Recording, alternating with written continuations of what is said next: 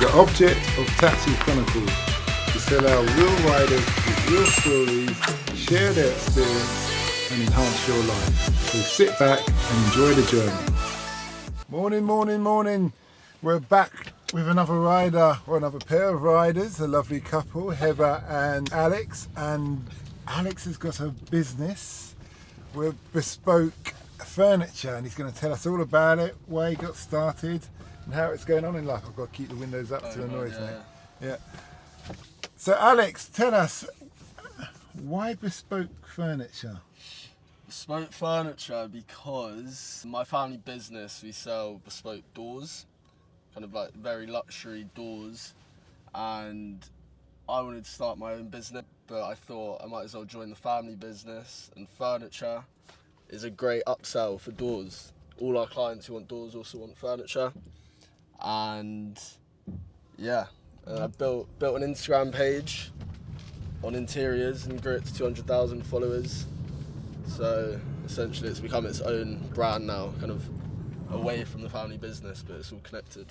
Okay, so with your father, I assume it's your father you had to speak to about bringing in your vision. Yeah. How did that conversation go? Did he take a lot of convincing? Was he hesitant? Did you have to come with a PowerPoint plan? Yeah, I see the missus Heather's laughing. Good question, to be fair. No, I think he trusts me because, I've been starting businesses since I was like 15. Okay. So I think he kind of believes in me. And when I brought up the idea, he was like, yeah, I was thinking of that anyway. So he kind of tried to take some of the credit. Yeah, okay. He's one of those dads there. Not great, son, son, you're a chip off the old block. I thought about it, but I just thought I'd let you have a go and see if you'll think of it, Okay. Yeah, he wouldn't give me the credit, but no, I've got two sisters as well, and they're part of the business, so okay, that's nice. Yeah, that's nice. We all work well together. So just to jump back in time a bit, you said you've got a lot of businesses. You had businesses before from when you're 15, so we're going to get into that in a second. But before that, I'm interested to know, what kind of child were you when you were in school? I wasn't like the most academic, as in I'm clever, but I'm just not very good at exams, revising, all that stuff. I guess teachers would say I talk too much in class, that kind of thing. So you was an extrovert? I think I'm a bit of both, to be fair. Should I ask Heather? What do you think he is now? I would say he's an extrovert, but yeah, I would say extrovert. Oh, Heather's got a smile that Colgate toothpaste could use. It's blue skies, you can't not be silent. But no, from the time I've known Alex, she's a small amount of time, but I would say you're a good mixture. You're extroverted when you need to be, and you're introverted when you need to be. I think I can adapt to situations. Yeah. Okay, that's good. I think that's important, especially when you run a business, to be able to do that. That's good. So what's been the biggest? Sorry, before we jump onto that, 15. You said you've been starting businesses from 15 years old. What are the different kind of businesses that you've run? The classic one, the first one, obviously selling sweets in school, but that doesn't really count. But when I was like, it does though. That's a foundation. Yeah. You deal with bullies who want to nick your sweets and not pay you. Yeah. You deal with people who try to debt collecting. That's true. The next collecting them 50p's. Yeah, and all those kind of things. Do you see what I mean? So how did you navigate all those problems at school? Well, no, the main business I started when I was 15, 16 was I used to buy antivirus software from it's a website called DHgate, but it's Alibaba. And I used to buy the codes, because when you had antivirus software back in the day, you used to have to buy the CD from Curry's or something. Yeah. It was £70. Yeah. But then all you got really was a code to activate the software, so I basically found somewhere in China that sells the codes for $2. So then I sold them on eBay for £30 each, and I made quite a bit of money. But then obviously I didn't have copyright to be doing it, so I think it was Norton Security kind of sent me some letter of this is illegal what you're doing kind of thing, so that quickly got shut down. But yeah, I didn't realise it was illegal at the time, but Man, I wouldn't worry about that, man. Yeah. He's turned legit now. yeah. So, You got to, I love this. How long have you two known each about A month. yeah, No, we but just it's nice started dating. You're going away together, and she's very supportive of you. Mm. I have to say, you got a catch there. Yeah, And the Colgate smile will do good when you're doing businesses. You bring her to some business deal, yeah. smiling away. Okay. So, what's been the biggest hurdle so far since you started your bespoke business? Delays with samples. Obviously, COVID hasn't helped, and perhaps this war in Ukraine hasn't helped, because I think Ukraine are like one of the biggest suppliers of metal. So yeah, I mean, it was meant to take like 2 months to get all the samples. It's taken about 8 months, so it's kind of delayed the launch. I was hoping to launch this summer, like have a big pop-up event, And where are you planning to do that? like Mayfair area, like Okay. kind of like Prime Central. You're not Maybe. playing around, are you? Nah, maybe But Bond Street, hopefully. But mind you, the client's doors, they're like those big grand double doors. Yeah, like that you open like a mini castle kind of door. yeah. If you see what Well, I mean. yeah. I mean, the front doors is like kind of like Downing Street door, like black, high gloss. But yeah, they're like super tall Yeah. doors. Yeah. Oh, okay, that's good. What kind of furniture is it you're doing? It's very kind of high end, like lots of different materials, like high gloss, nickel, bronze, brass. But it's all bespoke, so basically the client can have whatever they want and we produce it.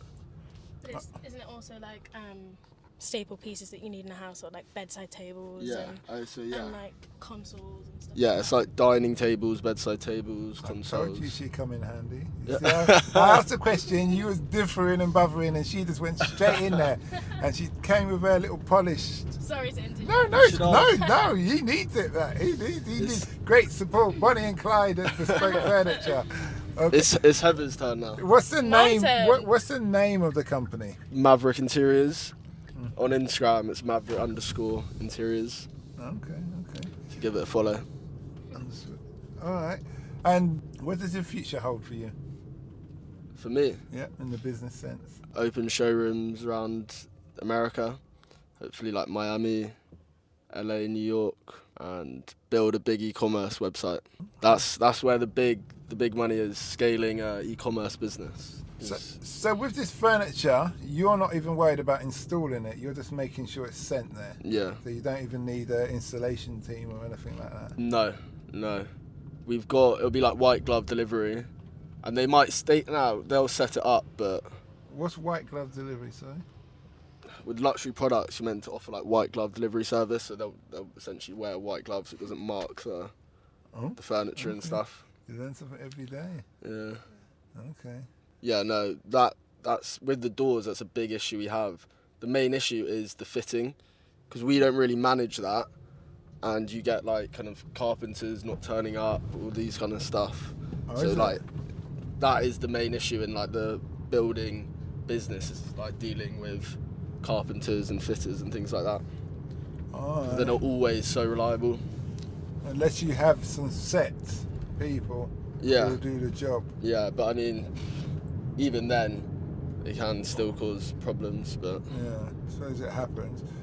Maybe an idea would be to advertise in college for carpenters work experience, so they Yeah. have their apprentices who are really easy, happy to do whatever, Yeah. and then you have like a one man who's really good at yeah, and teaches them. yeah, that's something I kind of want to do as well, with maybe like getting apprentices like furniture designers and stuff to kind of obviously support the industry and kind of, In the UK rather than like outsourced type of thing. yeah.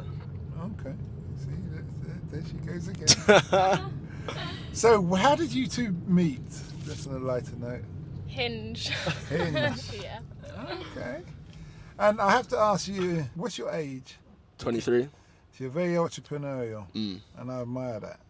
That's very, Thank you. That's very good. What is it, Heather, that attracted him to you on Hinge? And why not Tinder, or did you hear about Tinder swindler? Tinder, I wouldn't touch with a 10-foot barge pole, personally. Well, obviously he's a good-looking guy. So, don't think I've told you that, so there you go. And yeah, he just seemed like he had a bit more about himself than a lot of the people on Hinge do. I hadn't been on it that long, and then he asked me out for a drink, so I went for a drink and we had a really good conversation rather than like awkward small talk. So yeah, so we've been on a couple more dates. I love the way Alex is just nodding his head. Yeah, you know, I got it like that, boy. Yeah, so Alex, what was it that attracted you to her? She's a beautiful girl, pretty smile, and yeah. I mean, on Hinge, that's all you're really looking at is it's very superficial. Yeah. So it wasn't about reading profiles. No, I can't remember what your like prompts were. I just saw her face and I was like, wow. Okay, well at least there's honesty and harmony in that. Yeah. And okay. I feel like that's like a really common way now, though. It's like less people are meeting. Yeah, I mean, especially because of the pandemic. My sister's just got engaged and she met her boyfriend on Hinge, so it does work, these dating apps. Okay, that's good. That's good. Well, we wish you well in your future endeavours life. I didn't even ask you, Heather, what do you do? I study graphic design. Okay. But I also work in social media management for a beauty startup and a Berlin-based vitamin company. Okay. So that's what I'm doing alongside studies. And I'm in 3rd year, so I'm graduating very soon. So ready for the real world. That is great. You see that graphic design? It will help you in your business. Oh, it's already. She's very good at like managing social medias and stuff. I say the Bonnie and Clyde of bespoke businesses. But anyway, apart from that, we wish you well and have a nice day. Thanks so much. And for the listeners out there, do not forget to check out our sister podcast, Africa Investor Stories, where you hear about real investors with real stories talking about what it's like to invest in Africa. Have a nice day.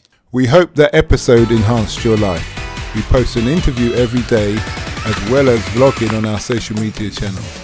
Don't forget to subscribe to get our latest episode.